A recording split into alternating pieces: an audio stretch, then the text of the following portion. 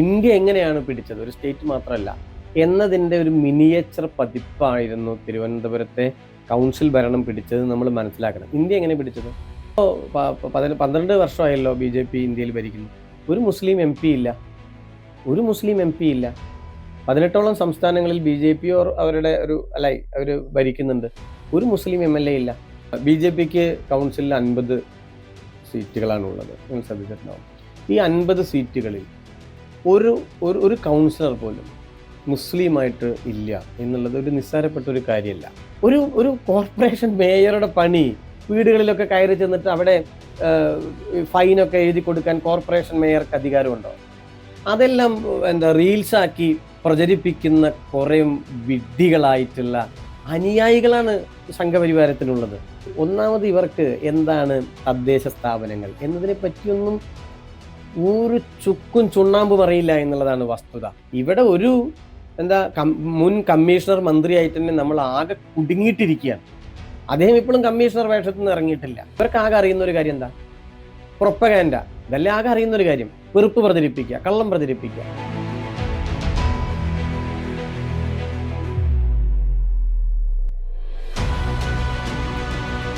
യഥാർത്ഥത്തിൽ കോർപ്പറേഷൻ ഭരണം BJP പിടിച്ചതിനെ പറ്റി നമ്മൾ ആദ്യം സംസാരിക്കേണ്ടതായിട്ടുണ്ട്. അതെന്താണെന്ന് വെച്ചാൽ തിരുവിതാംകൂർ പഴയൊരു ഹിന്ദു രാഷ്ട്രമായിരുന്നു. രാഷ്ട്രം എന്ന് പറഞ്ഞുകൂടാട്ടോ, സോറി, കാരണം രാജ്യവും രാഷ്ട്രവും രണ്ടാണ്. നമ്മൾ വളരെ തെറ്റായിട്ട് അങ്ങനെ ഉപയോഗിച്ചിരുന്നു. ഹിന്ദു രാജ്യമായിരുന്നു എന്നെല്ലാവർക്കും അറിയാലോ. ഒരു ടിപ്പിക്കൽ ഹിന്ദു രാജ്യമായിരുന്നു തിരുവിതാംകൂർ. അപ്പോൾ അതിൻ്റെ ചില ഹാങ് ഓവർ ഇന്നത്തെ തിരുവനന്തപുരത്തെ ആളുകളെ സംബന്ധിച്ചുണ്ടെന്ന് നമ്മൾ മനസ്സിലാക്കി. അപ്പോൾ അവിടെ BJPക്ക് കൗൺസിലിൽ 50 സീറ്റുകളാണുള്ളത്. നിങ്ങൾ ശ്രദ്ധിച്ചിട്ടുണ്ടാവും. ഈ 50 സീറ്റുകളിൽ ഒരു കൗൺസിലർ പോലും മുസ്ലിമായിട്ട് ഇല്ല എന്നുള്ളത് ഒരു നിസ്സാരപ്പെട്ട ഒരു കാര്യമല്ല. അത് BJP എങ്ങനെയാണോ ഇപ്പോൾ നോർത്തിൽ ഉത്തർപ്രദേശ് എന്നുള്ളതല്ല കേട്ടോ, ഇന്ത്യ എങ്ങനെയാണ് പിടിച്ചത്, ഒരു സ്റ്റേറ്റ് മാത്രമല്ല എന്നതിൻ്റെ ഒരു മിനിയേച്ചർ പതിപ്പായിരുന്നു തിരുവനന്തപുരത്തെ കൗൺസിൽ ഭരണം പിടിച്ചത്. നമ്മൾ മനസ്സിലാക്കണം ഇന്ത്യ എങ്ങനെ പിടിച്ചത്. ഇപ്പോൾ 12 വർഷമായല്ലോ BJP ഇന്ത്യയിൽ ഭരിക്കുന്നു. ഒരു മുസ്ലിം എം പി ഇല്ല, ഒരു മുസ്ലിം എം പി ഇല്ല. 18ഓളം സംസ്ഥാനങ്ങളിൽ BJP അവരുടെ അവർ ഭരിക്കുന്നുണ്ട്. ഒരു മുസ്ലിം MLA ഇല്ല, ഇല്ലല്ലോ. അപ്പോൾ മുസ്ലിങ്ങളെ ഉത്തർപ്രദേശിലൊക്കെ എത്ര മുസ്ലിം 18-20% മുസ്ലിം ജനസംഖ്യയുള്ള ഉത്തർപ്രദേശിൽ ഒരു MLA ഇല്ല, ഒരു MP ഇല്ല. എന്താണ് കാര്യം എന്ന് വെച്ചാൽ മുസ്ലിങ്ങളെ ഒരു ഭാഗത്ത് നിർത്തി ഹിന്ദുക്കളെ മറ്റൊരു ഭാഗത്ത് നിർത്തി അവരൊരു പോളറൈസേഷൻ ഉണ്ടാക്കി ഞങ്ങൾ ഹിന്ദുവിൻ്റെ ആളുകളാണ് എന്ന് പറഞ്ഞ ഭൂരിപക്ഷം വോട്ട് തട്ടിയിട്ടാണ്. അങ്ങനെയാണ് ഇന്ത്യയിലും ഭരണം പിടിച്ചത്, ഇന്ത്യയിലെ സംസ്ഥാനങ്ങളിലും ഭരണം പിടിച്ചത്. അതിൻ്റെ മിനിയേച്ചർ പതിപ്പാണ് ഞാൻ പറഞ്ഞു വന്നതിൻ്റെ ഒരു കാര്യം. അല്ലാണ്ട് വേറെ വികസനമോ കാര്യങ്ങളൊന്നുമല്ല. ഒരു അപരത്വം ഉണ്ടാക്കുക, ഞങ്ങൾ അങ്ങനെ ഒരു ഹിന്ദുവിൻ്റെ ആളുകളാണ് എന്ന് വരുത്തി തീർക്കുക. അങ്ങനെ വരുത്തി തീർക്കുന്നതിൽ സ്വാഭാവികമായിട്ടും ഏറ്റവും ആദ്യം അത്തരം ഒരു വ്യാജ പ്രതീതിയിൽ കൊത്താൻ സാംസ്കാരികപരമായും ചരിത്രപരമായും കാരണങ്ങളുള്ള ഒരു സ്ഥലം കേരളത്തിൽ തിരുവനന്തപുരമാണ് എന്ന് നമ്മൾ മനസ്സിലാക്കണം.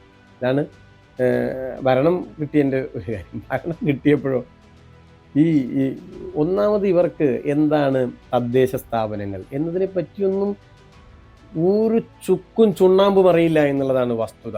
എന്തെല്ലാം കോപ്രായങ്ങളാണ് VV രാജേഷൊക്കെ ആ സമയത്ത് കാണിച്ചത്. നമുക്ക് ഓർമ്മയില്ലേ KSRTCയുടെ ഒരു കാര്യം. നമുക്ക് KSRTC എന്നൊക്കെ പറഞ്ഞാൽ തിരുവനന്തപുരം കോർപ്പറേഷന് വേണ്ടിയിട്ട് ഒരു KSRTC ഉണ്ട്, അല്ലെങ്കിൽ കോർപ്പറേഷന് വേണ്ടിയിട്ട് ഒരു ബസ്സുണ്ടോ, കോർപ്പറേഷന് വേണ്ടിയിട്ട് ഒരു ഇലക്ട്രിക് ലൈൻ സംവിധാനങ്ങളുണ്ടോ? ഇവരിതെന്തോ വേറൊരു രാജ്യമാണെന്നുള്ള മട്ടിൽ സംസാരിച്ചുകൊണ്ടിരിക്കുകയല്ലേ. കേരളത്തിലൊരു കോർപ്പറേഷൻ അല്ലേ അത്. ഇനി നമ്മുടെ ഒരു 3 ടയർ വരുന്ന മറ്റേ ത്രിതല പഞ്ചായത്തുകളെയൊക്കെ സംബന്ധിച്ചെടുത്ത് നോക്കും. നിങ്ങളൊരു ബ്ലോക്ക് മെമ്പറായി, നിങ്ങളൊരു ജില്ലാ പഞ്ചായത്ത് മെമ്പറായി, നിങ്ങൾക്കൊരു ജില്ലാ പഞ്ചായത്ത് കിട്ടി. നിങ്ങൾ ഏത് പാർട്ടിയോ എന്തോ ആവട്ടെ, നിങ്ങളൊരു സ്വതന്ത്ര രാജ്യത്തിലെ ഭരണാധികാരികളാണ് എന്നൊക്കെ കരുതിയാൽ എന്താണ് അതിൻ്റെയൊക്കെ ഒരു അവസ്ഥ? ഇത് 3 ടയറുകളല്ലേ. അതുപോലെ തന്നെയാണ് കോർപ്പറേഷനും. ഈ കോർപ്പറേഷന് ആവശ്യമായിട്ടുള്ള ഫണ്ടെല്ലാം ലഭിക്കുന്ന ഇവിടുന്ന് കേരള ബഡ്ജറ്റിൽ നിന്നുള്ള പ്ലാൻ ഫണ്ടിൽ നിന്ന് കാര്യങ്ങൾ നടക്കുന്ന ഒരു തദ്ദേശ സ്ഥാപനമല്ലേ കോർപ്പറേഷൻ എന്ന് പറയുന്നത്. അതൊന്നും മനസ്സിലാക്കാതെ ഞങ്ങൾ എന്തോ ഒരു ഹിന്ദു രാഷ്ട്രം ഇവിടെ സ്ഥാപിച്ചു എന്ന മട്ടിൽ അവിടെയുള്ള സ്പാകളിൽ പോയിട്ട് ചെന്നിട്ട് ഇദ്ദേഹം എന്തോ ചില കാര്യങ്ങൾ പറയുന്നു. നിയമപരമായി ഇന്ത്യയിൽ നടക്കുന്ന കാര്യങ്ങൾ, കേരളത്തിൽ നടക്കുന്ന കാര്യങ്ങൾ എന്താ കോർപ്പറേഷനിൽ നടക്കില്ലേ, തിരുവനന്തപുരത്ത് നടക്കില്ലേ? അത് നടക്കില്ല എന്ന് പറയാൻ ഇവരാരാണ്? ഇന്നലെ ഈ പൊങ്കാലയൊക്കെ ആയിട്ട് ബന്ധപ്പെട്ടിട്ടുള്ള കാര്യം നോക്കാം. പൊങ്കാലയൊക്കെ ആകെ കുളമാക്കി തീർത്തു. ഇവരെല്ലാം വലിയ ഭക്തിയുടെ ആൾക്കാരാ. ഇവർക്കിത് കൊണ്ടു നടക്കാൻ അറിയില്ല, ചെയ്യാൻ അറിയില്ല. അതാണ് അതിന്റെ കാര്യം. ഇവർക്ക് ആകെ അറിയുന്ന ഒരു കാര്യം എന്താ? പ്രൊപ്പഗാൻഡ. ഇതല്ലേ ആകെ അറിയുന്ന ഒരു കാര്യം. വെറുപ്പ് പ്രചരിപ്പിക്കുക, കള്ളം പ്രചരിപ്പിക്കുക. അതല്ലാതെ ക്രിയേറ്റീവായി സർഗാത്മകമായി എന്തെങ്കിലും ഒരു കാര്യം ചെയ്ത് ശീലമുണ്ടോ? അങ്ങനത്തെ ഒരു ശീലമില്ല. വി രാജേഷ് എന്തോ ആളുകൾ പാർക്കിങ്ങിന് ഫീ വാങ്ങിച്ചു, അതിനൊക്കെ നിയമപരമായിട്ട് ചെയ്യണം, സംഗതി സത്യമാണ്. പക്ഷെ ഒരു ഒരു കോർപ്പറേഷൻ മേയറുടെ പണി വീടുകളിലൊക്കെ കയറി ചെന്നിട്ട് അവിടെ ഫൈനൊക്കെ എഴുതി കൊടുക്കാൻ കോർപ്പറേഷൻ മേയർക്ക് അധികാരമുണ്ടോ? അതെല്ലാം എന്താ റീൽസാക്കി പ്രചരിപ്പിക്കുന്ന കുറേ വിഡ്ഢികളായിട്ടുള്ള അനുയായികളാണ് സംഘപരിവാരത്തിനുള്ളത്. അതാണ് നമ്മൾ മനസ്സിലാക്കേണ്ടുന്ന ഒരു കാര്യം. അതിനുള്ള അധികാരം കോർപ്പറേഷൻ മേയർക്കില്ല. അതിനൊരു ഉദ്യോഗസ്ഥ സംവിധാനമില്ലേ? ഇവിടെ ഒരു മുൻ കമ്മീഷണർ മന്ത്രിയായിട്ട് തന്നെ നമ്മൾ ആകെ കുടുങ്ങിയിട്ടിരിക്കുകയാണ്. അദ്ദേഹം ഇപ്പോഴും കമ്മീഷണർ വേഷത്തിൽ നിന്ന് ഇറങ്ങിയിട്ടില്ല അല്ലേ? നമ്മൾ കണ്ടില്ലേ? അദ്ദേഹം മന്ത്രി, ഒരു ജനാധിപത്യ രാജ്യത്തെ മന്ത്രിയാണോ സുരേഷ് ഗോപി? അദ്ദേഹം കമ്മീഷണർ, സിനിമയിലെ കമ്മീഷണറാണ്. പിന്നെ എന്താ IG അങ്ങനെ അദ്ദേഹത്തിന്റെ കുറെ സിനിമകളില്ലേ, മറ്റേ വാലാമണി കൊലക്കേസോ എന്തൊക്കെയില്ലേ? അദ്ദേഹം ആ ഒരു IG കുപ്പായത്തിൽ നടക്കുന്ന ഒരാളാണ്. അതൊന്നും വിട്ടിട്ടില്ല, ജനപ്രതിനിധി ആയിട്ടില്ല, അദ്ദേഹത്തിന് ജനാധിപത്യം മനസ്സിലായിട്ടില്ല.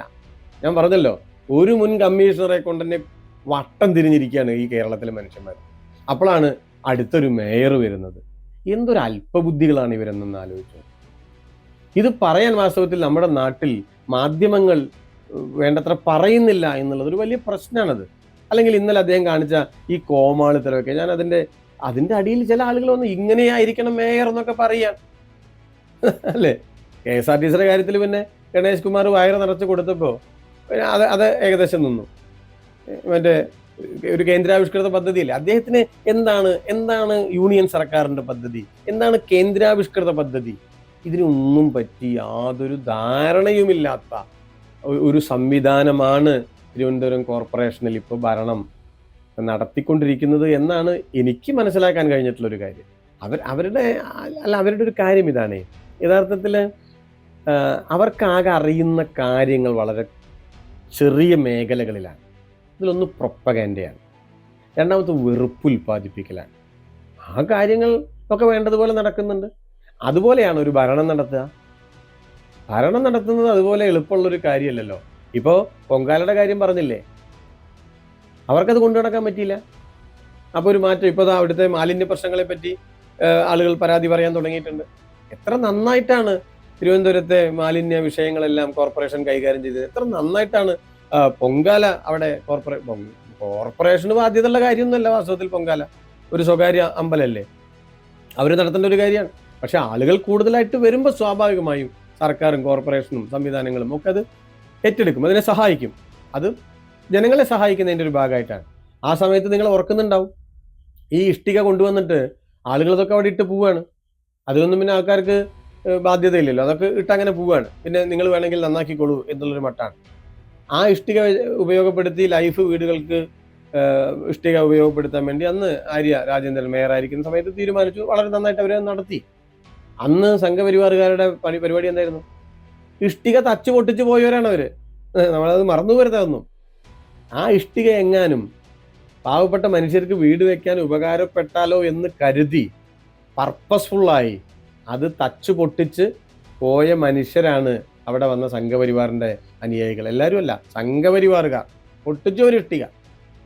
എന്നിട്ട് അവരിപ്പോൾ വീണ്ടും ആ ഇഷ്ടിക കൊണ്ട് വീട് വയ്ക്കുമെന്ന് പറഞ്ഞിട്ട് നടക്കുകയാണ്. ഏതായാലും പൊങ്കാല കൊളാക്കി കൊടുത്തു എന്നാണ് ഇപ്പോൾ ഇന്നത്തെ മാധ്യമ റിപ്പോർട്ടുകൾ. ആളുകളെല്ലാം ഭക്തരെല്ലാം അത് പറഞ്ഞുകൊണ്ടിരിക്കുന്നുണ്ട്. ഇനി 5 കൊല്ലം കാണാൻ നമുക്ക്. പൊങ്കാല മാത്രം തുടങ്ങിയിട്ടേ ഉള്ളൂ. സംഘപരിവാർ വടി വെട്ടാൻ പോയിട്ടേ ഉള്ളൂ. തിരുവനന്തപുരത്തെ ആൾക്കാർ കരുതിയിരുന്നുള്ളൂ.